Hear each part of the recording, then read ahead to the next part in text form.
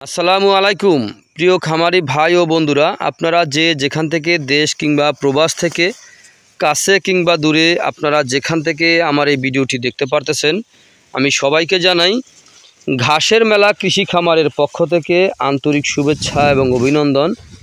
এই যে আমার সামনে যে ঘাসটা দেখতে পারতেছেন, এই যে দেখেন একটা ঘাস, এই ঘাসটার নাম হচ্ছে ইন্দোনেশিয়ান স্মার্ট নেপিয়ার ঘাস। গরু ছাগলের প্রিয় ঘাস। এই ঘাসটা একবার জমি চাষ করে রোপণ করলে কমপক্ষে 5 থেকে 6 বছর পর্যন্ত আপনি একটানা গরু ছাগলকে খাওয়াতে পারেন। এই ঘাসটা বর্তমানে বাংলাদেশের সেরা ঘাস। অল্প জমিতে বেশি ঘাসের যাদের প্রয়োজন, তো আপনারাই এই ঘাসটি রোপণ করবেন।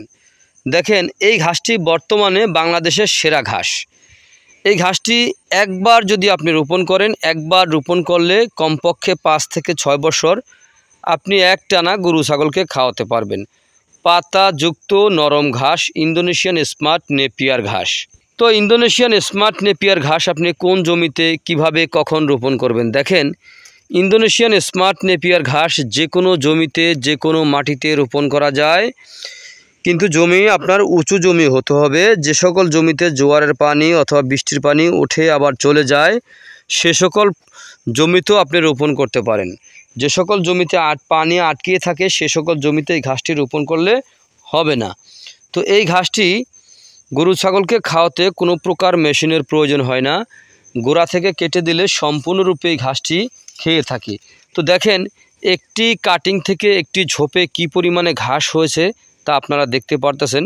দেখেন, এক একটি ঝোপ থেকে এরকমভাবে ঘাস হয়ে থাকে।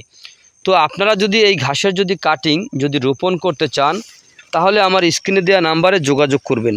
আমরা এই ঘাসের কাটিং সারা বাংলাদেশে সুন্দরবন কুরিয়ার সার্ভিস অথবা স্টেট ফাস্ট কুরিয়ার সার্ভিসের মাধ্যমে আমরা সারা বাংলাদেশে ডেলিভারি দিয়ে থাকি। চাইলে আপনিও ঘাসের কাটিং সংগ্রহ করতে পারেন।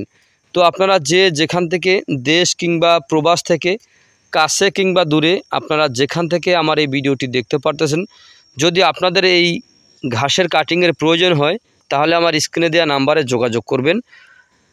আমরা এই ঘাসের কাটিং আপনার কাছে পৌঁছে দেব 2 থেকে 3 দিনের মধ্যে।